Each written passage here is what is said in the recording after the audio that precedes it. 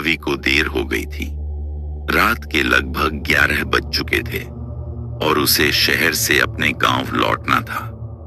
गांव तक का रास्ता घने जंगलों और सुनसान इलाकों से होकर गुजरता था, लेकिन रवि के पास कोई और विकल्प नहीं था। उसने अपनी बाइक स्टार्ट की और तेज रफ्तार में गांव की ओर चल दिया। शहर से बाहर निकलते ही सड़क पर अंधेरा था। दूर दूर तक कोई दिखाई नहीं दे रहा था। बस सड़क के किनारे ऊंचे ऊंचे पेड़ खड़े थे जो हल्की हवा में हिल रहे थे। चांद की हल्की रोशनी और बाइक की हेडलाइट ही उसका सहारा थी। कुछ ही किलोमीटर आगे बढ़ते ही उसे महसूस हुआ कि उसके पीछे कोई चल रहा है। उसने बाइक की स्पीड बढ़ा दी, लेकिन फिर भी ऐसा लगा जैसे कोई साया उसके पीछे पीछे आ रहा हो। उसने शीशे में देखा, लेकिन कुछ नहीं दिखा। जैसे ही वह एक पुराने पीपल के पेड़ के पास पहुंचा, उसकी बाइक अचानक झटके से रुक गई। उसने कई बार किक मारी, लेकिन बाइक स्टार्ट नहीं हुई। तभी उसे किसी के रोने की आवाज सुनाई दी। यह एक औरत की सिसकियां थीं जो सड़क के किनारे से आ रही थीं। रवि के रोंगटे खड़े हो गए। उसने चारों ओर देखा, लेकिन कोई नहीं था। अचानक सड़क के किनारे एक सफेद साड़ी में लिपटी हुई औरत दिखाई दी। वह झुकी हुई थी और उसके लंबे खुले बाल जमीन तक आ रहे थे। रवि घबराकर पीछे हटने लगा।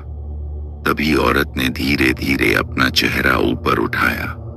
उसकी आंखें लाल थीं और उसका चेहरा डरावना था। वह धीरे धीरे रवि की तरफ बढ़ने लगी। रवि के पैरों में जैसे जान ही नहीं रही थी। वह कुछ समझ पाता इससे पहले ही औरत हवा में ऊपर उठ गई और एक डरावनी आवाज में हंसने लगी। उसकी हंसी सुनकर रवि की रूह कांप उठी। डर के मारे रवि ने अपनी बाइक को फिर से स्टार्ट करने की कोशिश की। अचानक उसकी बाइक स्टार्ट हो गई। उसने बाइक की स्पीड बढ़ा दी और बिना पीछे देखे तेजी से आगे बढ़ा। लेकिन जैसे ही उसने स्पीड बढ़ाई, उसे महसूस हुआ कि उसकी बाइक का वजन बढ़ गया है। उसका दिल तेजी से धड़कने लगा। उसने शीशे में देखा तो उसका खून जम गया। वही सफेद साड़ी वाली औरत उसकी बाइक के पीछे बैठी हुई थी और धीरे धीरे मुस्कुरा रही थी। रवि जोर जोर से मंत्र पढ़ने लगा। तभी औरत ने डरावनी आवाज में कहा, तू बच नहीं सकता। जैसे ही रवि गांव के पास पहुंचा, अचानक बाइक हल्की हो गई। उसने पीछे देखा तो कोई नहीं था। वह तेजी से गांव में दाखिल हुआ और सीधे मंदिर के पास जाकर रुका। वहां गांव के कुछ बुजुर्ग बैठे हुए थे। उन्होंने रवि को घबराया हुआ देखा तो पूछा कि क्या हुआ। रवि ने पूरी बात बताई। यह सुनकर गांव के सबसे बुजुर्ग व्यक्ति ने कहा, बेटा, तुम बहुत बड़े खतरे से बच गए।